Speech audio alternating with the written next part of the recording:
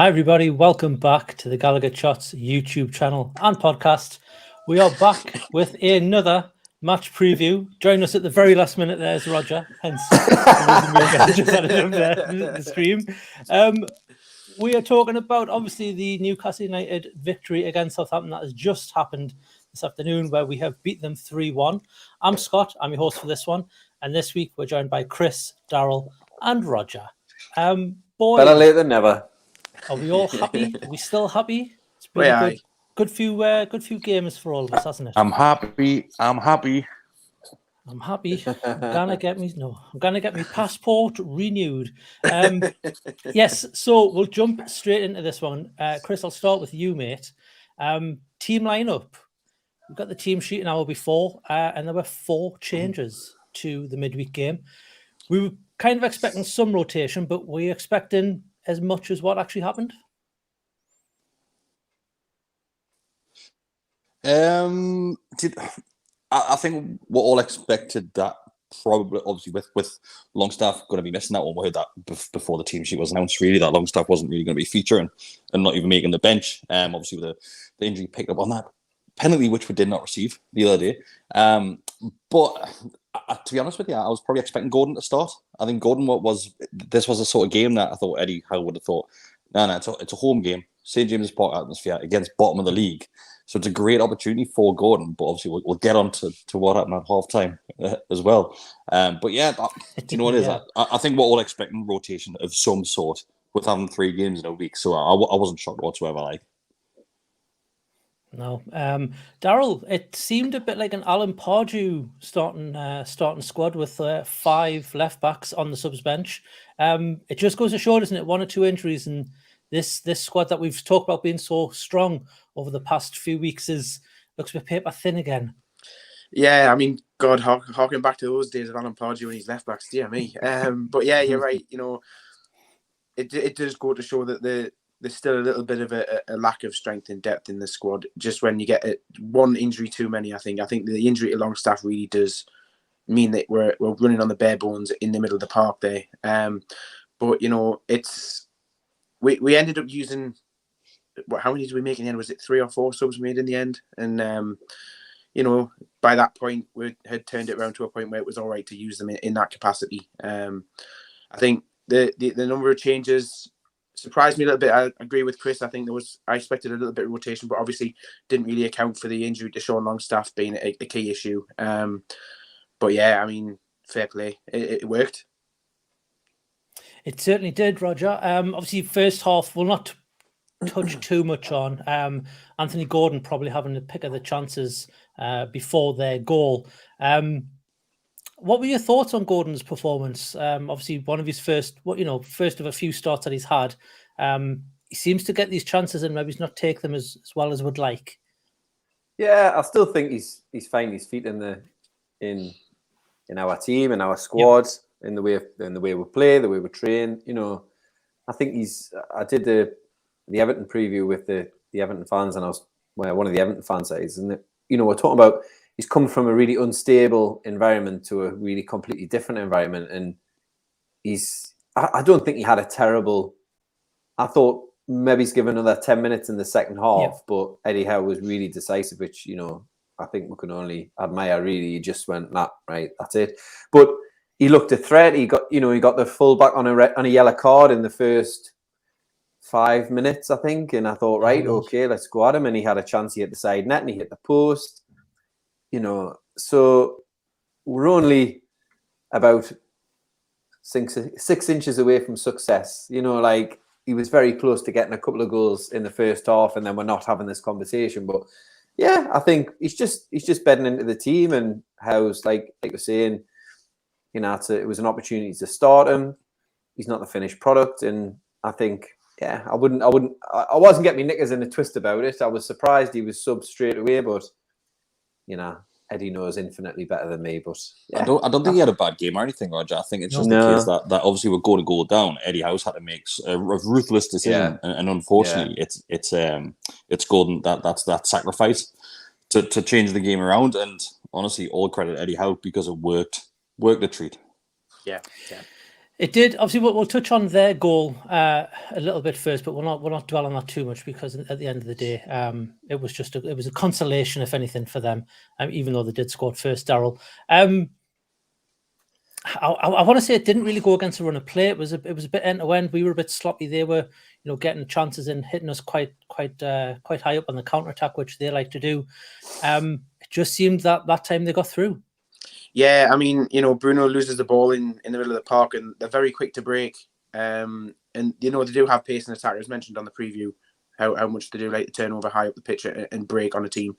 And they just managed to find a way through. I thought it got quite a bit hectic in the box there, and I think it was Trippier was marking Armstrong, and he just lost him ever so slightly. Yes. And it was just a case of him getting a touch on it and putting it through where Nick Pope was. But like you say, it was turned out in the end to be a concession. To be honest, it went in, and I'm sitting there and I'm thinking it's gone in, but I still felt like we'd come out on top. Well, there was a stat that the commentators on my stream said, and it was in the first half, Southampton had 30 touches in the opponent's box, and in the second half, they didn't have a single one. So half-time come. Obviously, we know about the change. Callum Wilson come on for Gordon Roger. Almost instant kind of reaction from that. We just looked a totally different side. I don't know what he does in that dressing room, but he gets a tune out of us in the second half, doesn't he, Eddie Howe? I think it's just a case of, those are his blue chip players, and they know how we play. They understand what's at stake. And I mean, obviously Wilson, obviously we'll talk about Wilson's impact with the 2 goals, but moving Isak out onto the left-hand side just really seemed to free him up, and they just can't handle, like, when we've got those 2 up front, people just don't know what to do with them because Isak can do absolutely everything. So yeah, it was a completely refocused team. We have had a few games where first half hasn't been hasn't been anything to write home about, like Brentford, where West Ham, there's probably even the Everton game, you could say, and then second half, I don't necessarily think he's gone in there and he's bollocked them, or he's sort of like, no. I just think we seem to be a second half team. We grow into these games, and because we've got this energy, we can just outstrip teams in the second half, and it's a joy to behold, honestly. And obviously we'll chat about Wilson, I'm sure, but excellent, really good. Yeah, we'll jump straight into the first goal, Chris. For us, Callum Wilson obviously gets his goal. It's a pass through from Isak that kind of gets to it, and he hits it home. No surprises that Callum Wilson takes those chances. I mean, that's his bread and butter. Is there anything that stands out for that goal for you, particularly that you were impressed with? Do you know what it is? Not necessarily just the goal itself, mate, but just how fast we can turn things around. And I said the other week that if we go goal down, then it's fine. Because I'm not concerned at any point, because I think we can just turn things around and obviously take the game towards teams. And it's the same day when we go goal down, just like Daryl, I thought it's fine. Things will change second half. And that's all that we need. We just need Eddie Howe to get the lads in and just shuffle things around. Well, he did. But just to touch on Callum Wilson, I was probably one of the people. I wasn't writing Callum Wilson off with Isak's arrival, but I thought that he could possibly start dropping down a little bit and getting less game time because we've got another striker on our books, and a very good one, if that. Yeah. But I tell you what, Callum Wilson, this is probably some of the best football we're seeing from him now, and that's when he's not starting games as well. And I said it on the match preview, maybe it's because he's not starting games and he's not that person that we're relying on at the moment to grab the goals. He looks fitter than he ever has done. And that's probably thanks to Isak as well, playing out of his skin every single game. And I mentioned it, like I said, on the preview. And Eddie Howe's got 2 great strikers on his hands here, and no defence will want to play against either of those, whether they're starting as a lone striker or if they're both on the field. They will literally be popping their pants if both of those are on the field at the same time. Because like you said, Isak is just, honestly, it's like he's got super glue on his boot, that kid. He can do everything, literally everything. He's ridiculous. He's absolutely what ridiculous. The commentator said, he's got super glue on his boot I think he did that run, to set up the disallowed goal Yeah. That went through. The commentators was like, he just runs it. He's got super glue on his feet. So there you are, Chris. You're in the ground. You must be watching the stream at the same time. We'll talk about that disallowed goal, Roger. Obviously, Isak picks up the ball, does a lovely little run to get past his man, and then it's almost like a hit and hope cross. You know, he just drills it across the floor, hoping someone's going to get on the end of it. It does fall to Wilson, but it comes off Miggy's ankle just beforehand, and had it not hit Miggy, Wilson wouldn't have been offside. But because that happened, he was offside at that play. Unlucky for Wilson not to get his hat-trick. I don't think he scored a hat-trick for us, has he? No. So I think it would have been his first one had that have counted. But again, like Chris said, just more impressive finishing from Wilson. Yeah, I mean, when you're hot, you're hot, you know. And it was an excellent, you know, really good I mean, he's very composed, especially when he's in the groove like he is. I think has he got 8 goals in April, which is absolutely crazy. I mean, is he on 14 or 15 now? And you know, 50, who's to say doesn't, you know, he'll be wanting 20 now. I think he'll be wanting 20 for the end of the season. And what's good about it, I think I saw somebody tweet about it, was like Isak's quite happy to. Well, he seems quite happy to play that supply role and chip in with a few goals. And Wilson's just a pure goal scorer, so it seems to sort of marry up quite nicely. But yeah, I mean, it goes back to VAR again, and they're looking at it and zooming in, and I think it did touch Miggy. I mean, I don't know what you guys think, but I think it did touch Miggy. So obviously, it was rightly ruled out for offside. But the good thing is, he just kept going, and I was just gutted he didn't get the hat trick like all of us. And who hits the bar twice at one shot? You know your luck's not in when that's happening. Like, so, I think. Can I just to jump in, Roger? Yeah. The whole VAR thing, right? Once again, we're having a discussion about clear and obvious and it not being offside, right? From what I've seen back, and obviously during the game itself, it takes VAR 3-4 minutes to come up with that decision again. And Joe Linton got his goal ruled out against, was that Southampton as well, where basically they said he handballed it, but there wasn't enough evidence to say that he handballed it. Yeah. I think we're in a similar sort of position there today. The amount of times that they looked at that and zoomed in on it and went back and forwards, I don't think they were confident enough to say that it's definitely hit Miggy. Yeah. So why have they not then stayed with the on-field decision at that point? Yeah. I just don't get it. And right, if I'm being honest, it looks like it has hit Miggy, but watching them look at it on VAR, I don't think they can tell. Yeah, it's strange because from what the replay that we saw straight away on the TV, you could see clear as mud it's hit Miggy.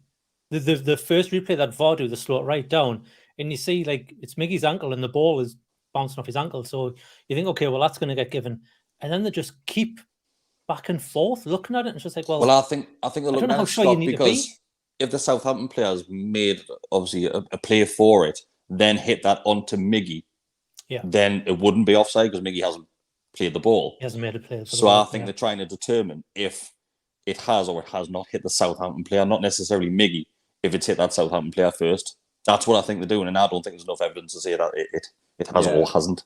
Yeah, and I think also once they made that decision, they don't have to look at the offside and line that up, because he was in line with the player, but I think his leg was offside, which, you know, it gets given straight away. Anyway, we'll move on to Southampton makes a substitute. Theo Walcott comes on, and you think he could cause us some trouble. You saw him against was it Liverpool the other week, where he just cut them in half, like he just threw a knife through butter, Darryl. But it ended up going the other way. He ended up putting it in his own net, although the announcer in the ground didn't seem to know what was going on at that point. But it was a free kick we got right next to the corner flag, or just a little bit up from there, and Trippier's delivered the ball in, and it's Botman who gets his head on it, or gets a flick on it, and it's unlucky for Botman because he's anchoring for that first goal. I think him and Gordon are the only two senior players now, regular starters, who haven't scored. But the rest is history, as you say. Yeah, I mean, looking at it from the opposite end of the ground, I thought Botman had got a clean hit on it and it had gone all the way in, but it's not until you see the replays back, and I still don't know how he ends up trying to say it's Bruno's goal when it does clearly come off Walcott and it goes straight in. But again, you have to question what Southampton were playing at defensively there, because it looked as though it was far too easy for them to dominate the box in that manner. And it came at a time when we were actually piling pressure on them as well. You know, after the disallowed goal, it just seemed to be a case of one-way traffic. And I understand exactly what you were saying about Walcott, because he had a one-on-one with Dan Burn at one point, and Dan Burn just ushered him away, and it was just like, well, it's not his day-to-day. And then, you know, you have you add the own goal onto it as well, and you just think, well, there you go. And as soon as we took the lead, there was only one thing was going to happen. Yeah, I mean, even I think the disallowed goal just lit a firework under everyone as well. Just be like, okay, well, we've got lost that. We need to get another one, and it wasn't that long after that we did get the goal. And then Roger, our friend Callum Wilson, strikes again for the third goal. You know what? There's no finer sight than when a striker puts a keeper on their arse. It's really something quite special. Like, you know, it was really, and I think it showed really good. You know, a lot of times when you get these goals ruled out on the VAR and there's been a big atmosphere, and then all of a sudden it gets sucked out of the ground and the players kind of drop a little bit, and sometimes the opposition gets a bit of, you know, the bit between the teeth again, but we just didn't allow for that to happen. And you know, once again, Callum Wilson, like, just excellent centre forward play, really, really fine finish. And yeah, I think I'll be upset about him not getting a hat-trick until probably the end of the season, and then I'll get over it. Until he gets one against Arsenal next week. Yes, until he gets one. Yeah. It's happening. Yeah, well, obviously the final whistle goes and it ends 3-1, Chris. That leaves us still in third position, even though Man U also picked up 3 points today. It's just looking ever more likely, isn't it? It's happening, mate. It's happening. And do you know what it is? Just a shout out to Roger here. He called it at the start of the season, man. He called it. Roger. Saying that why not? Why can't we get Champions League football? And as each game passes, as each game week passes, we'll look more and more likely to get that. Obviously, was unlucky today with the Spurs and Liverpool result. But honestly, that's our place to lose, and I don't think we will lose it. I think it's not a case of if we get Champions League; it's if we finish third or fourth. Now. Yeah. Too much has to happen. Too much has to go wrong with 5 games left. You know, there's got to be a 3-game swing and plus goals in. Yeah. For only having lost 4 up till now, and to then have to lose another 3 in the space is what, 6 games, 7 games, if that. And do you know what it is? People look back at this and be like, oh, and they'll refer to that Leicester season where Leicester went and won the league, and said Leicester were lucky in regards to injuries and suspensions and stuff like that, because I had a pretty clean season, really. Yeah, we have had injuries throughout the season, and we're still up there. We're £60 million striker. Missed a good 3 months of the season. Callum Wilson's obviously been injured at times. Maxie's been injured probably half the season. And honestly, like, we're still there. And we're still, I think, if the season had a couple of more games at the end of it, I honestly think we could catch Arsenal. I think if we beat Arsenal, there's we an extra couple of more weeks, we could catch up to them. We're absolutely on fire at the minute. We could still catch them. We could still catch them. Yeah, it's only 10 points. Yeah, like if we beat them next week, that's 7 points, and then, you know, you don't know what state Arsenal are going to be in, you know, and it's just absolutely phenomenal what they've done. Absolutely phenomenal. And even, you know, after the World Cup, we had a lot of draws, and it seemed like we just couldn't score. You know, we've reflected on games, and I've watched. You know, when you've done like post-game analysis, and you're like, how did we not score? How, you know, we had so many chances, we just couldn't put the ball in the back of the net. And then all of a sudden we've gone on this run, aside from the Villa game, where we've just been an absolute goal machine. So 13 goals in 3 games, man.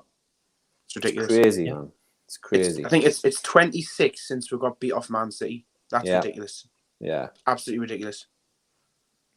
But it also leaves it on a pretty high goal difference. We're now on plus 34, which is even more insane when you look at it that way, considering Man U next to us are on plus 10. You know, they did get a 7-0 humping off Liverpool, but even then, that would only be 17. So, we'll take the goals as they're flowing in.